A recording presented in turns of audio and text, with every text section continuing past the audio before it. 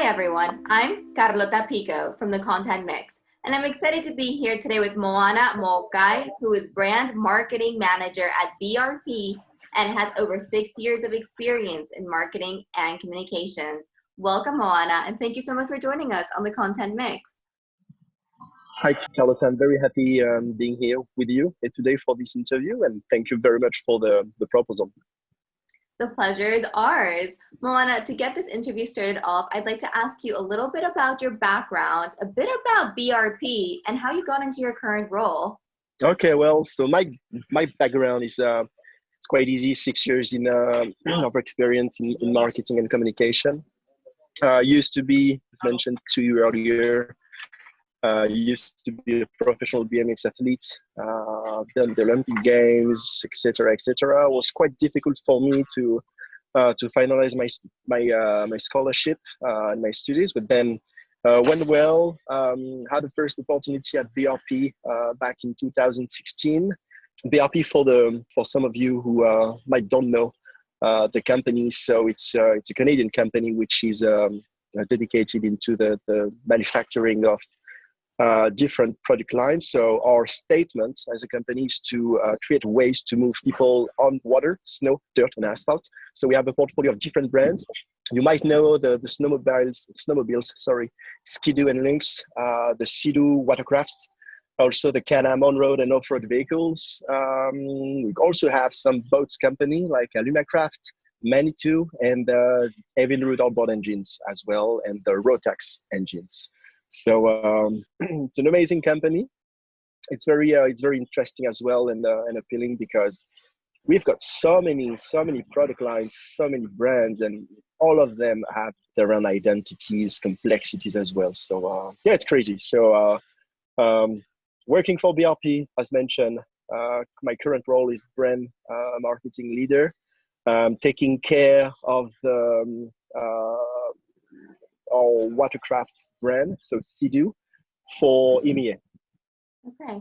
So, Moana, how did you go from BMX to BRP? Could you talk to me about that transition? Well, how did I go? I think, as most of those former athletes who decided at some point to quit or to finish their career, because for me it was time.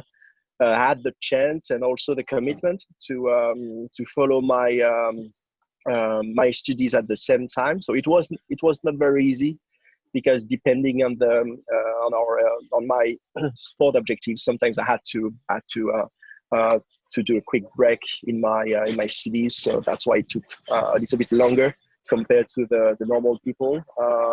But yeah, at the end I had the chance to find my first, let's say, my first job as a junior brand, as a junior go-to-market advisor for France within BRP, and well, I'm feel very lucky about that, because it's an amazing company, and I mean, it's very.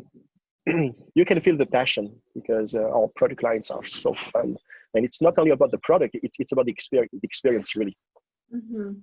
So, how did your experience as a professional athlete help you develop a career at BRP? Tough question. I think as a former athlete, you have some values, you have some competencies as well. For instance, the motivation, your commitment. You also have to be, as a professional athlete, you have to, to put yourself into question pretty much all day, every day. And I think that in my current job, that's something paramount, because we are working, we are taking care of so many markets around Europe, but also Scandinavia, Middle East, etc. So you have to be committed, and you have to not to think differently, but yeah, to put yourself into question, to make sure that you will be relevant for this specific market. Yeah, I will say, yeah. Okay. Well, you are the first professional athlete that I've interviewed during my time at the Content Mix. So it is very exciting. Former. Still, former or present, you are the only professional athlete that I have interviewed during the Content Mix. And it is extremely exciting to see how you've Thank you used very some, much. it is very exciting to see how you use some of the skills that you acquired during your professional athletic experience and are using those skills in your current role as brand manager leader at BRP. I do want to talk about your former role as marketing advisor for France and the United Kingdom. What are the few key questions that every go-to-market model needs to address? Hmm. Again, I mentioned relevant earlier, and I think, I mean, within BRP, it's not an easy job because we are taking care of so many brands. Our portfolio is very rich, so we have 6 different brands. And when you are a go-to-market advisor for France or for UK or for Germany, etc., you have to it's work and to think about the go-to-market strategies for each of those brands, each of those product lines. They all have their own brand identities. They all have their own marketing objectives. You have to deal also with different teams, different agencies, for instance. So you really have to be versatile, and you have also to switch your brand quite quickly. So it was very interesting. So I would say, as a go-to-market advisor, depending on your company, but for BRP, as we are managing different brands, I would say that the key question is to ensure that you are relevant for your specific market, your specific audiences, and to be able to be very agile as well. Okay. Could you talk to me about any market nuances, challenges, insights? So for example, let's say that tomorrow I want to expand my product into the UK market or into the French market. What are some cultural nuances that I should be aware of before going into that expansion phase? Well, it's funny because last year, it was not only last year, but the last 2 years on the UK market, we're working on on the Can-Am off-road vehicles. So basically, I'm talking about ATVs and buggies, and over there, it's not about like recreational products. So people, some of them, when they do buy an ATV, it's more about their job because most of our customers were or are farmers. So this kind of, agricultural market is very specific. And also, I mean, in terms of business, very interesting for us as well, because, for instance, as a sheep farmer, your main farming tool is an ATV. Without an ATV, you can't achieve your job and your day-to-day activities. So we were very focused on that specific market, agricultural, targeting farmers, in order to expand our brand and to create this kind of awareness, because in the UK it was very new for us to let's say to tackle this market specifically. It was not easy because when you have to build in just a couple of years the awareness, but also the brand recognition. It's many different objectives, but also business objectives, because we had to expand our network. We had to create some very positive business momentum, increase the sales, the figures. It was a mix of everything with a very small team. We also had to face some cultural issues.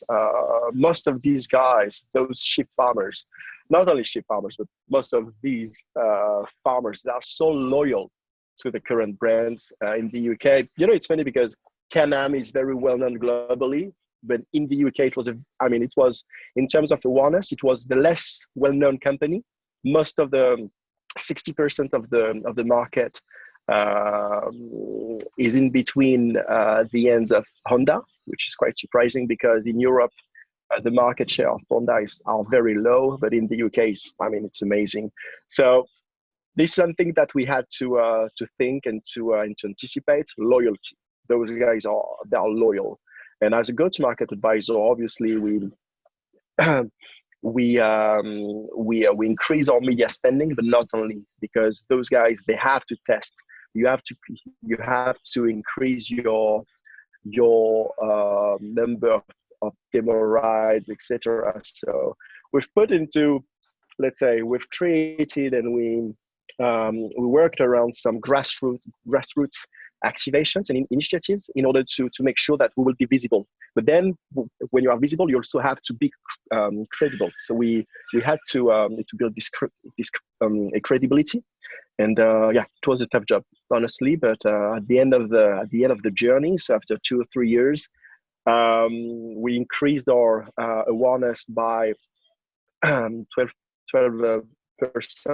which was, honestly, a good result. We expand the networks, and just, in terms of brand recognition, we put the brand at the highest.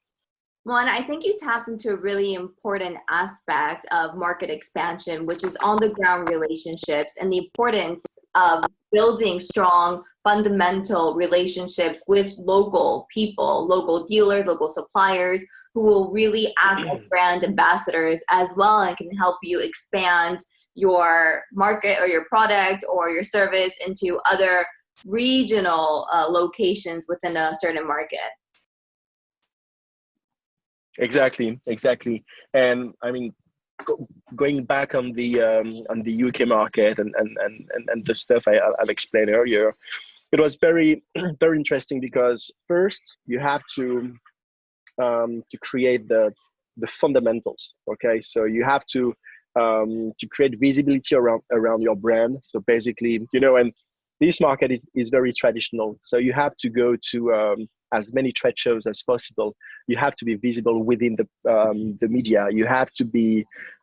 You also have to engage with your network, because your dealerships are the people who are selling your products. So you have to teach them how to promote your brand, how to promote your products, how to promote the experience. Because again, this is why we've put in place such, very local and let's say specific initiatives like roadshow, in order to give the opportunity to our end consumers to test ride our vehicles, which was again paramount, because they have to be convinced, and to be convinced, they have to try it in their day-to-day activities, in their day-to-day job. Then you're creating the credibility, but also on the on the flip side. So I was talking about those very traditional ways of doing marketing, communication, etc. But on the flip side, even though it's a very traditional market, we worked and we created the Can-Am family with some ambassadors. It was funny as well, because when I've been to the first trade shows, I was amazed to see how many agricultural colleges went there with all the students, because agriculture is massive in the UK. 60% of the country lands are agricultural fields as well. So we decided, okay, let's convince those young farmers as well, because even those students, those who are like doing their current studies into those colleges, at some point there will be a customer. There will be a potential customer for us. So I was surprised to see some YouTubers, Instagrammers, basically farmers, who were like creating content around their day-to-day activities. And so we've created the Can-Am family. So we worked around content. They got their own vehicles, so they've got their own Can-Am ATVs, their own Can-Am buggies. They used their vehicles into their day-to-day lives to feed their sheep or their cows, to go from one field to another.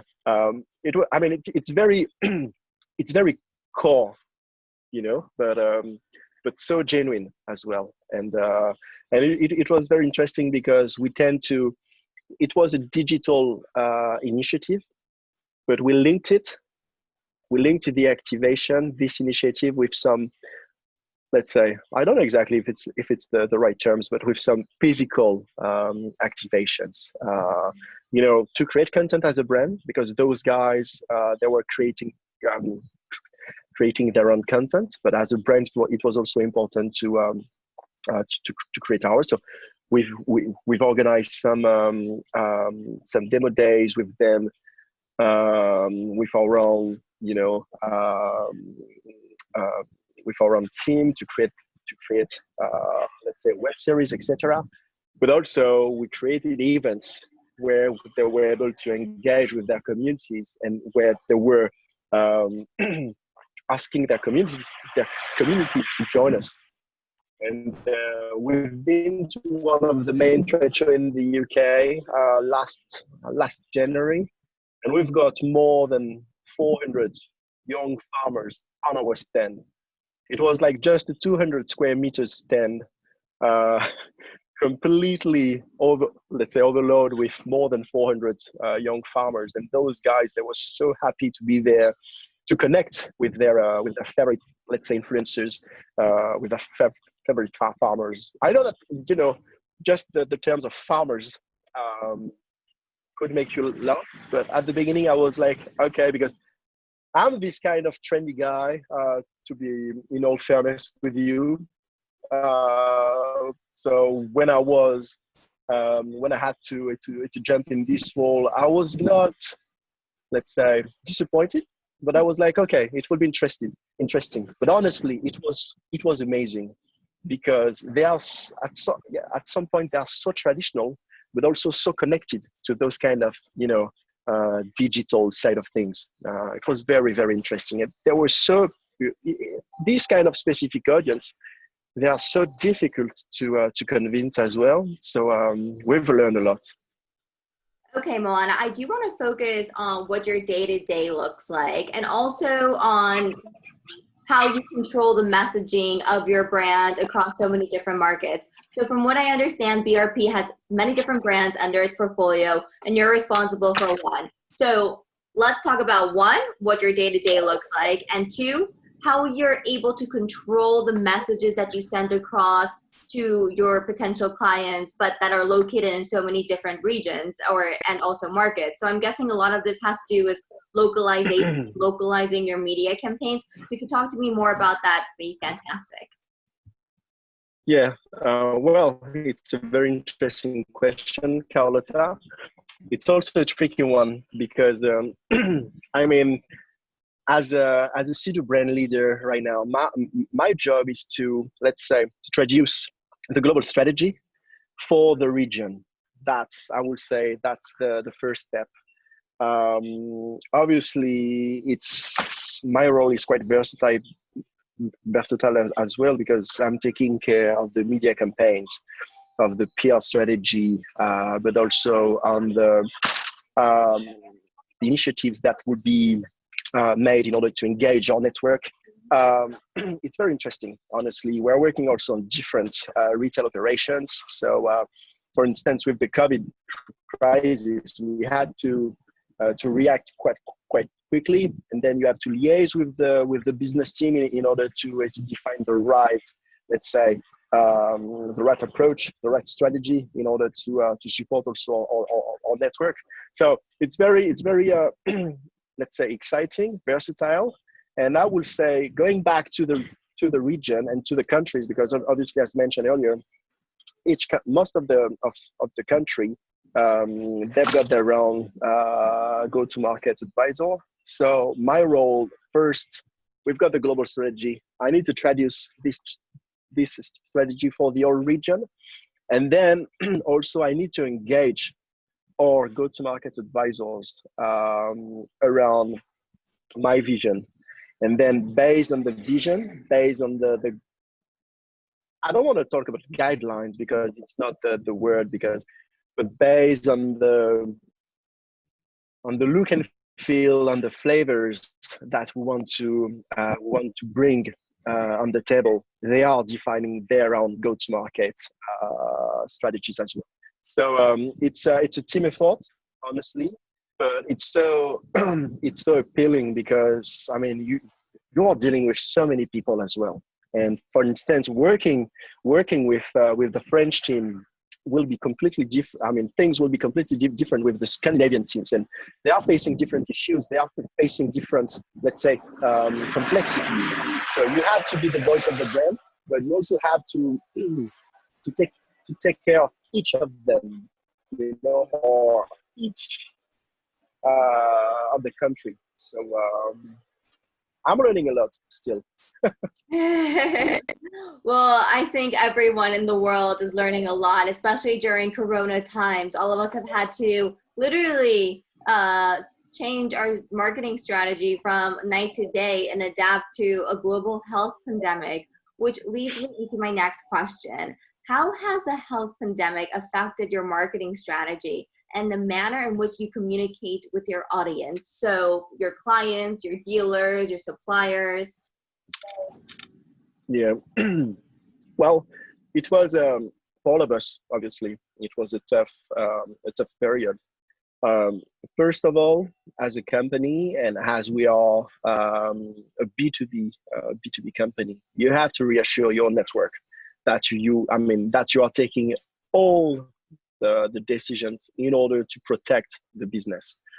And when I mean to protect the business, it's to protect their businesses. So you have to make sure that you will still be able to communicate, that you will be able as well to develop some tools, develop some quick and go plans to support their own business, which is not easy. You also have to be very flexible and agile because with this crisis that we all went through in Europe, it started, I would say, early March in Italy, and then pretty much everywhere. But everything went wrong in 2 weeks. Afterwards, in North America, it faced the same issue that we were facing 2 or 3 or 4 weeks prior to this. So it was not very easy because we didn't have any visibility on what will happen next and how long it's going to take. So really being flexible, being agile, being very supportive in terms of business, but also in terms of communication for our network. We worked on different strategies, different plans. We had to pivot from one day to another just in 1 second because we realized, for instance, and I think some companies like Volkswagen, all of a sudden they had to shut down their own factories. We faced the same in North America. So yeah, it was very complex, but again, I think that we did an amazing job because at the end of the day, we didn't really suffer in terms of let's say in terms of business because the sales momentum is still very high, and we are already out of stock on the of Sea-Doos. We don't have any more Sea-Doos, whether in the network inventories or in our own stock. So it was a very good year, and I think that we did great. But it's also true that with this crisis, people, they don't want to think about it again. And our product lines, the products we are selling, we are not selling a product. We are selling fun. We are selling an amazing experience, and I think that's the reason why we are doing well at the moment. Okay.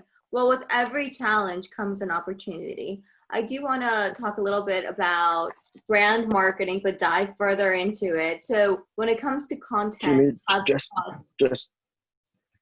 one second. well, with every challenge comes an opportunity. Let's talk a little bit more about brand marketing. When it comes to content, HubSpot's CEO said the following: what separates good content from great content is a willingness to take risks and push the envelope. From your experience and taking it to a brand marketing level, what separates good brand marketing from great brand marketing? So, what's the main difference in between a good strategy and a great strategy? I will say a great strategy will connect with the different audiences, different communities. Again, at Sea-Doo, we are not selling a product; we are selling an experience, because an experience on the water, and this is the kind of flavors that we want to to put in the forefront. We are not focusing on the key features of our products, of our units. It's not about the power. It's not about the capacities of the gas capacities, etc. It's about the experience itself, and this is why we've got an amazing team of ambassadors, and those guys know better than us how to promote the brand, because they just have fun. They are just using our products. They are just experiencing our products not in their day-to-day activities, but just during a weekend on the water. So yeah, I will say being focused on the experience, on the usage, instead of being focused on the product, and also working with the great the great ambassadors, because it's not only about having being focused on the reach, but being focused on the engagement as well is something very important.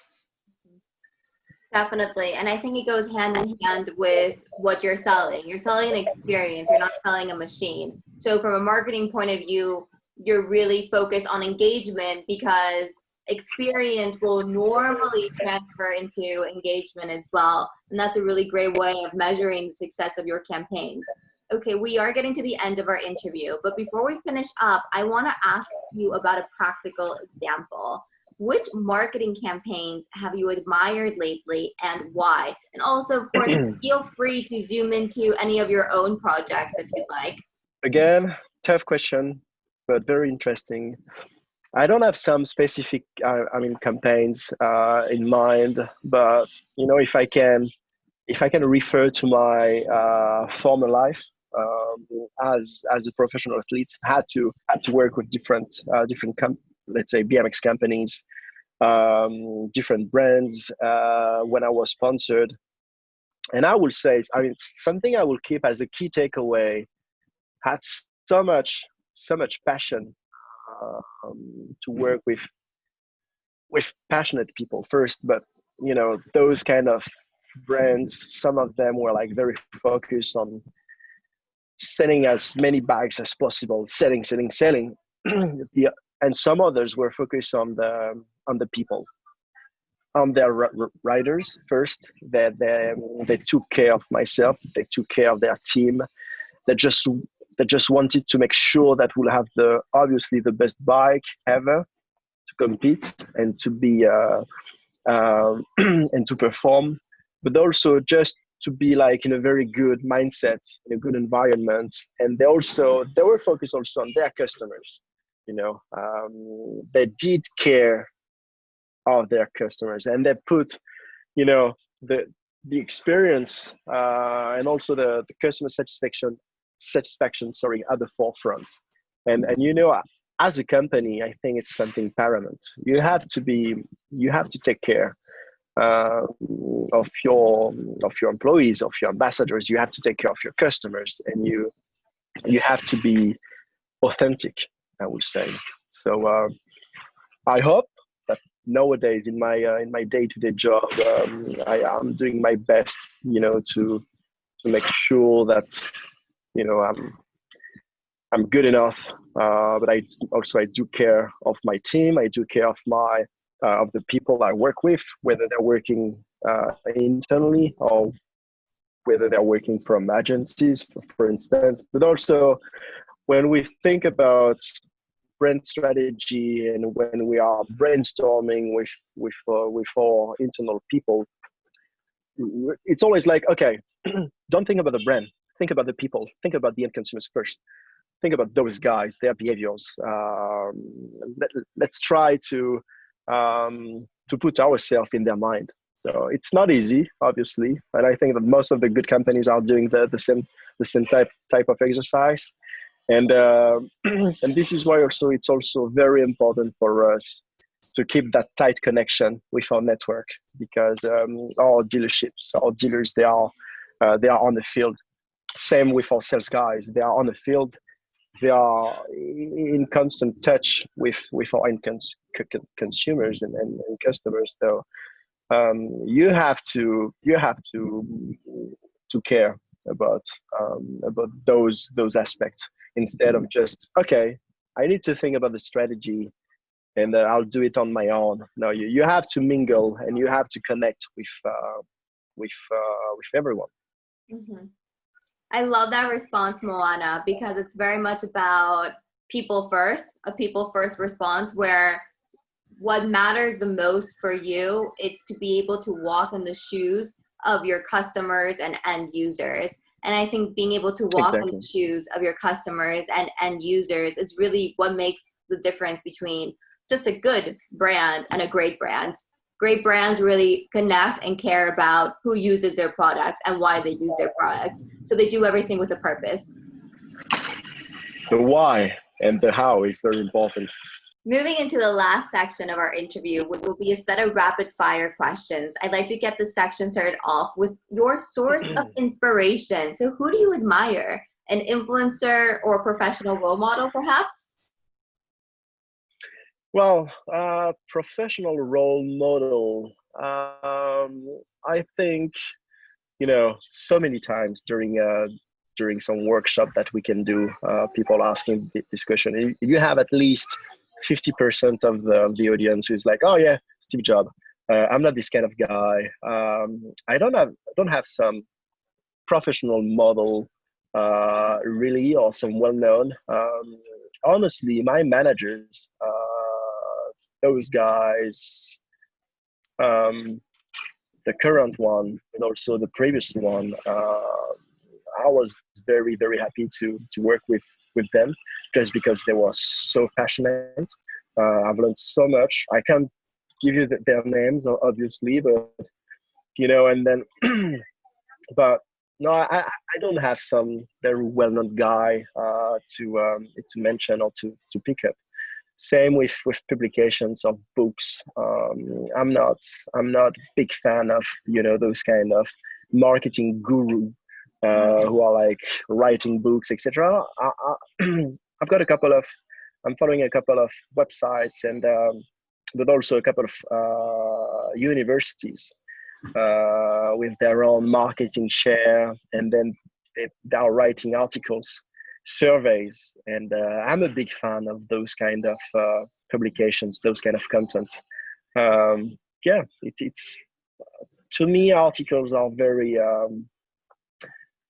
first, you don't need to spend too many times to go through. You have like let's say the most important information compiled into one article.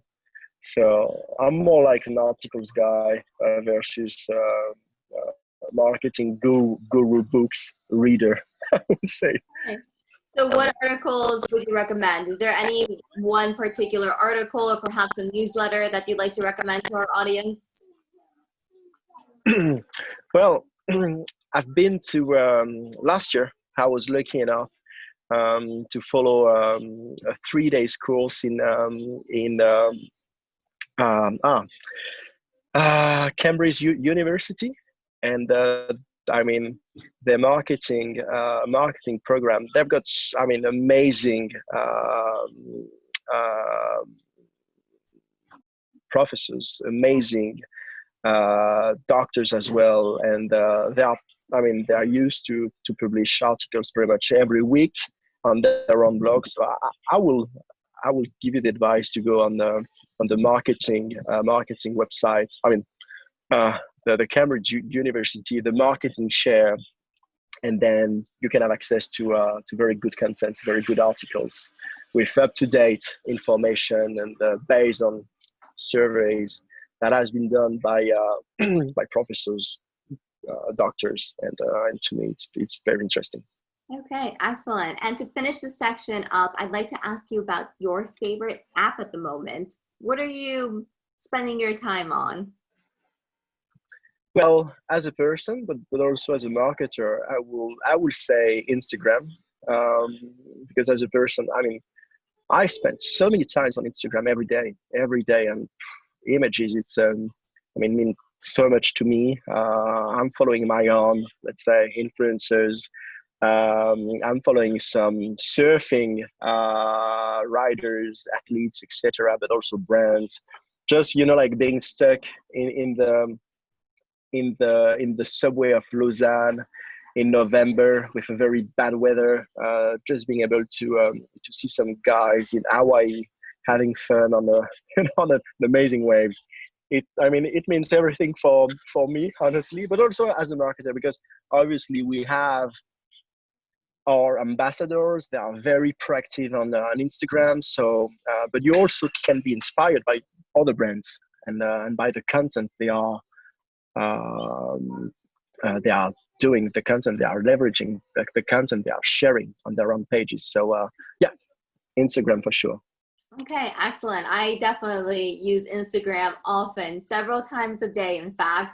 And again, I use it as a source of inspiration. And I also use it to just keep in touch with my friends, to know what they're up to and just to follow their lives, especially those friends who are on the other side of the world that I don't get to see as much as I would love to see them. Okay, Moana, those were great insights and tips. Thank you so much for joining us on the Content Mix. It was a pleasure to meet you and to have you on the show. It was a pleasure for me too, Carlota. Thank you very much. Looking forward to seeing the interview and to see my poor accent on the record afterwards. But yeah, thanks again, and it was a pleasure for me. Well, the pleasure has been ours. And to everyone listening in today, thank you for joining us on the Content Mix. For more perspectives on the content marketing industry in Europe, check out the Content Mix. We'll be releasing interviews just like this one every week, so keep on tuning in. Thanks again, have a fabulous day, and see you next time. Bye.